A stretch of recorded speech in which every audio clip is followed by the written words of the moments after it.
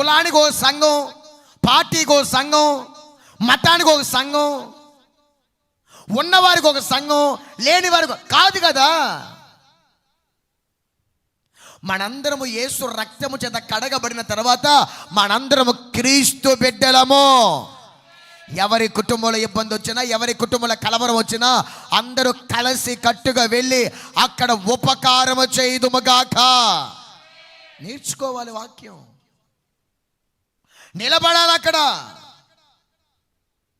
వచ్చిన బంధువులు కూడా ఆశ్చర్యపోవాలి. ఏం సంఘం రా, మా చేత ఒక్క పని కూడా చేయించలేదు, భలే వాళ్ళలాగా ఉండరు వీళ్ళు.